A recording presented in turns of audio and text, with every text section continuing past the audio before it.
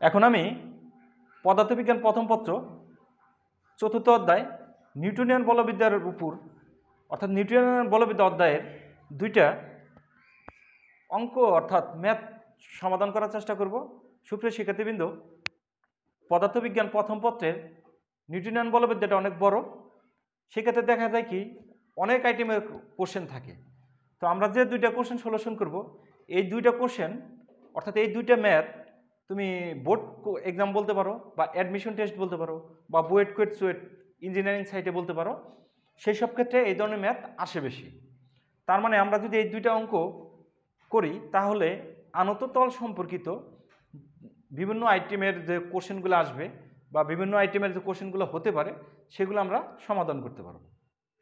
দেখো এখানে আমি যে কোশ্চেনটা লিখছি সেটা আগে আমরা পড়ি।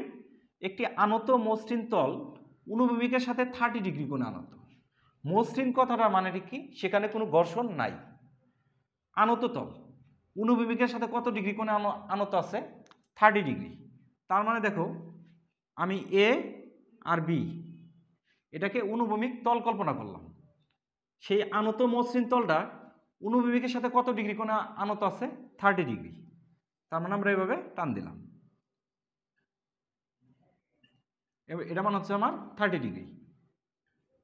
তার মানে এখানে থেকে একটা জিনিস আমরা শিওর, এবি হচ্ছে আমার অনুভূমিক তল আর এসি হচ্ছে কি আমার আনত তল।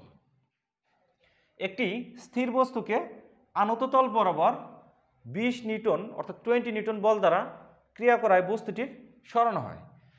একটা স্থির, তার মানে বস্তুটা স্থির ছিল, বস্তুটার উপর তুমি 20 নিউটন বল প্রয়োগ করছো, তার প্রেক্ষাপটে বস্তুটা সরণ হয়েছে, ত্বরণ হয়েছে, বেগ হয়েছে।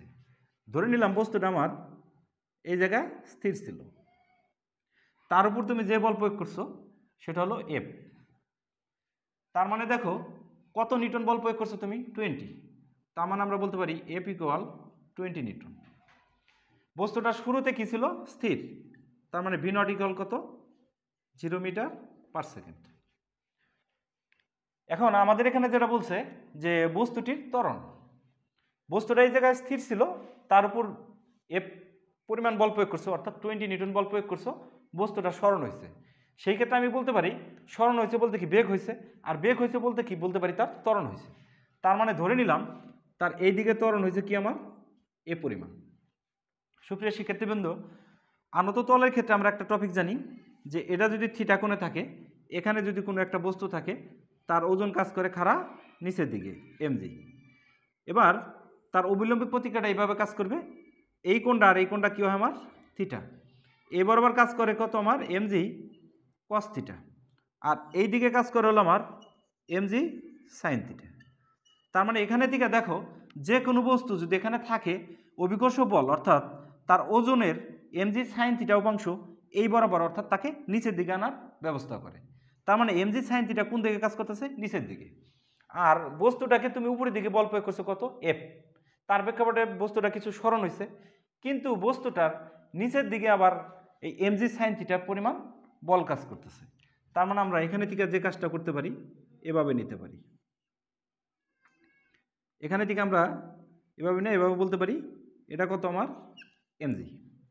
আর এই দিকে যেটা কাজ করে দেখো সেটা হলো আমার এমজি সাইন 30 ডিগ্রি। অর্থাৎ এই বস্তুটাকে তুমি উপরের দিকে বল প্রয়োগ করছো এফ পরিমাণ, কিন্তু এমজি সাইন 30 অর্থাৎ ওজনের এই উপাংশটা তাকে নিচের দিকে টানতেছে। সেই ক্ষেত্রে দেখো যে বস্তুটাকে এইদিকে বল প্রয়োগ করার প্রেক্ষাপটে তার কিছু সরণ হয়েছে। সরণ হয়েছে কোন বল দ্বারা? এটাকে তুমি উপরের দিকে টানছো, এটা তাকে নিচের দিকে টানতেছে। তাহলে এই দুইটার মাঝখানে যে ডিফারেন্স, সে মাঝখানে যে ডিফারেন্স অর্থাৎ লব্ধি বল, সেই লব্ধি বলের কারণে বস্তুটা কি করতেছে? উপরের দিকে যাচ্ছে। তার মানে আমরা বলতে পারি লব্ধি বল এফ প্রাইম, কি বল? লব্ধি বল equal F minus m g sine 30। এখানে আমি এফটা বড় হওয়ার পিছনে কারণটা কি?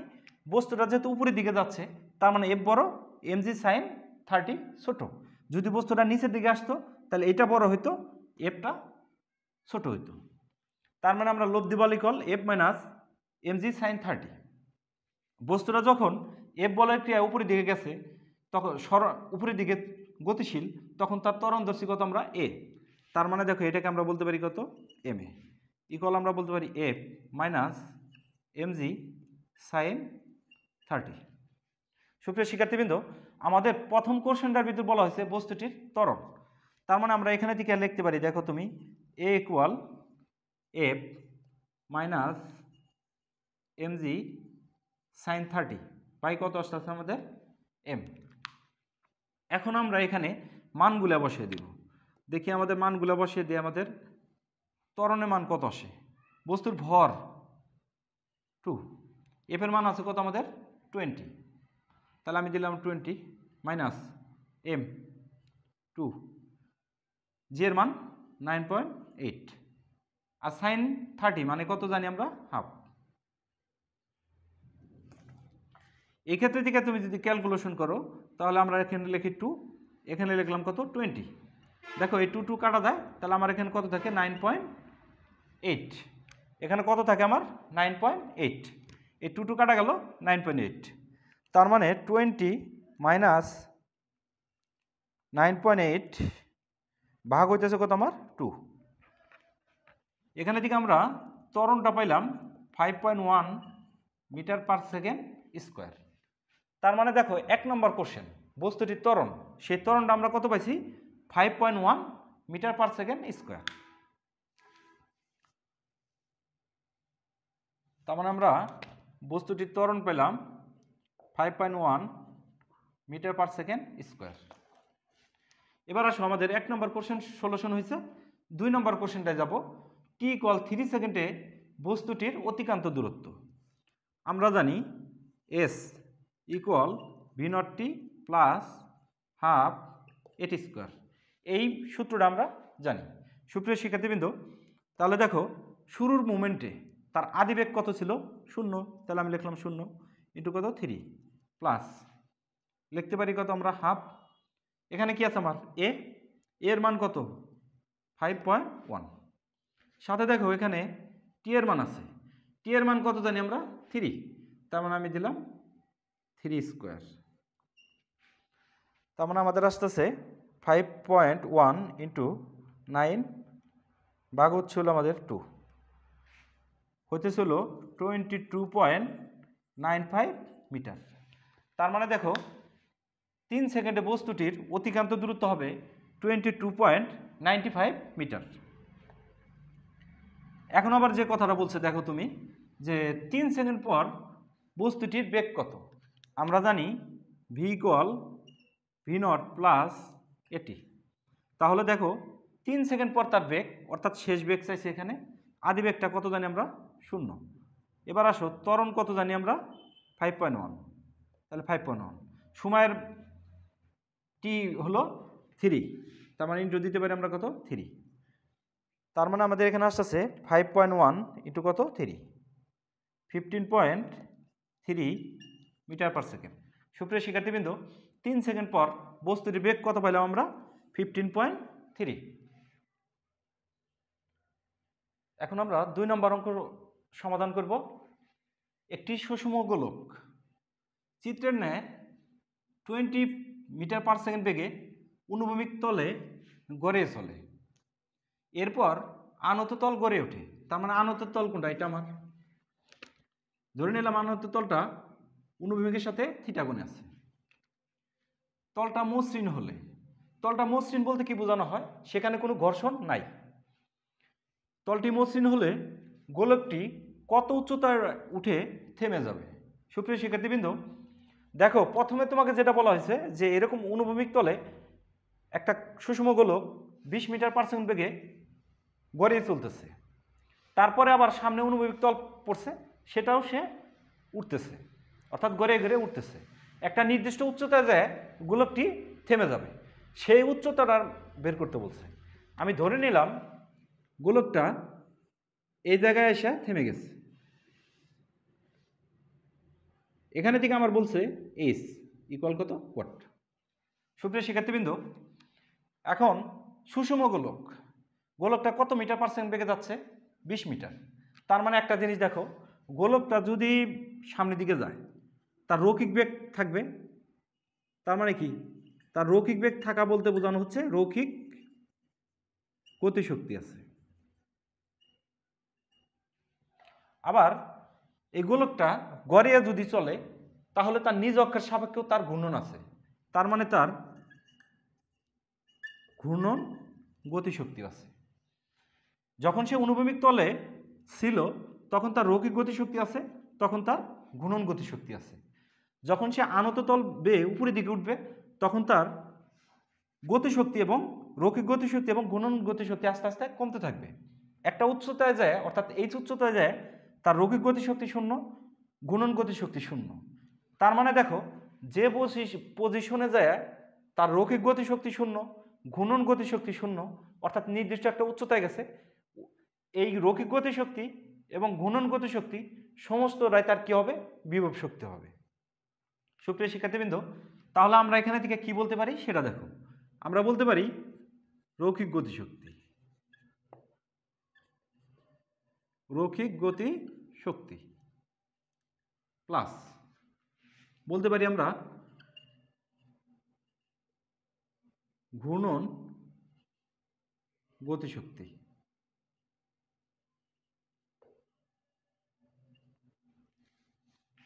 রৈখিক গতিশক্তি প্লাস ঘূর্ণন গতিশক্তি ইকুয়াল, যেখানে যে বস্তুটা থেমে যাবে সেখানে তার সমস্ত শক্তি কি হবে? বিভব শক্তি হবে।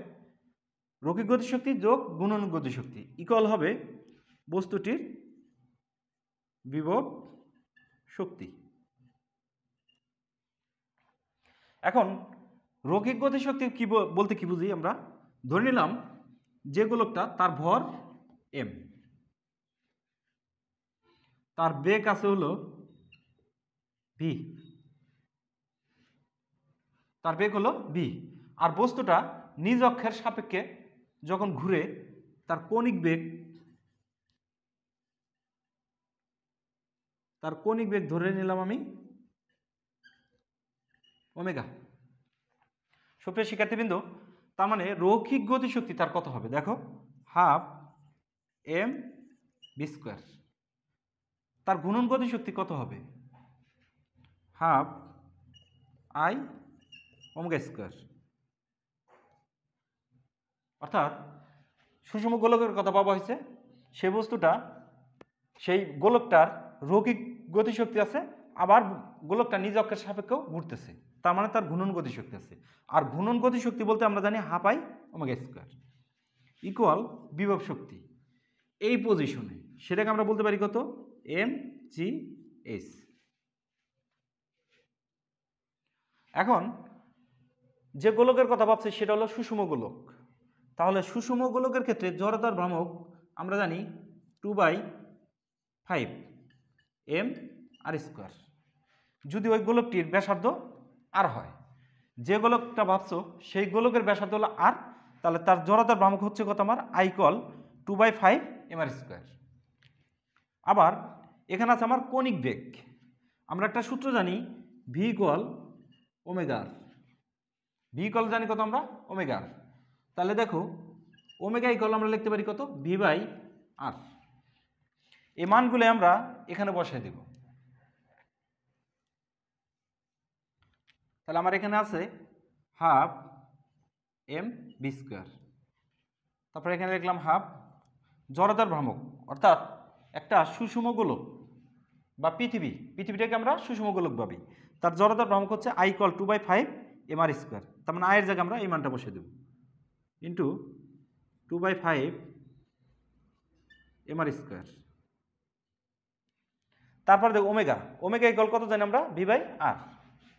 তাহলে আমি লিখলাম v by r whole square equal আমার mg h। ওমেগার জায়গায় মান বসেছি v by r whole square, আর আয়ের জায়গায় মান বসেছি 2/5 m r স্কোয়ার। এখানে থেকে দেখো এটাকে আমরা লিখতে পারি হাফ m v স্কোয়ার। এখানে 2 আছে, আমার 2 কাটা যায়, আর এখানে থেকে দেখো এখানে আর স্কোয়ার, এখানে থেকে যেটা হবে আমার উপরে যাবে ভি স্কোয়ার, নিচে আসবে আর স্কোয়ার, তার মানে আর স্কোয়ারও আমার কাটা যায়। এখানে থাকতেছে হলো আমার 1/5 mv square equal mg h। দেখো এখানেও আমার এম আছে, এখানেও এম আছে, এম আছে, আমি কাটাকাটি করতে পারি।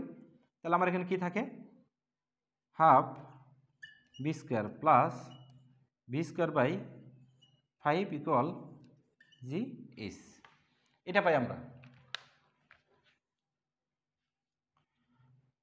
তাহলে এই দুইটা থেকে যদি আমরা লসাগু করি 10, উপরে যাবে হলো আমার 5b স্কোয়ার, এখানে আসবে plus 2b square equal GH. আমাদের মান চাইছে হলো এইচ এর মান, তাহলে আমরা একেবারে লিখতে পারি, দেখো 5 আর 2 তার মানে কি 7b স্কোয়ার, নিচে আসবে হলো 10g। এই লাইনটাকে আমরা এভাবে লিখতে পারি 7b স্কোয়ার বাই 10g। এখন আমরা ক্যালকুলেশন যদি করি, 7 ভি এর মান আছে কত আমাদের, ভি এর মান আছে হলো আমার 20, ভি ইকুয়াল 20, তার মানে আমরা লিখতে পারি 20 স্কোয়ার 10, জি এর মান 9.8। এখন আমরা ক্যালকুলেশন করব কত আসে, 20 স্কোয়ার ইন্টু 7 ভাগ 98, তার মানে আমাদের এখানে আসতেছে 7 ইন্টু 400, 9.8 ইন্টু 10, 98, যেমন 2800 ভাগ হলো 98, আসতেছে হলো আমাদের 28.57 মিটার। তার মানে হচ্ছে কি যে এই গোলকটা অনুভূমিক তল বরাবর গতিশীল হবে, যখন তার সামনে আনত তল পড়বে তখন সে আনত তল বরাবর উপর দিকে গড়িয়ে উঠতে থাকবে, একটা নির্দিষ্ট উচ্চতায় যায় সে থেমে যাবে। ওই কন্ডিশনে তার সমস্ত শক্তিটা কি হবে, বিভব শক্তি হবে। তাহলে কতটুকু উচ্চতায় ছিল, এইচ উচ্চতায়, সেই এইচ এর মান কত পাইছি আমরা, 28.57।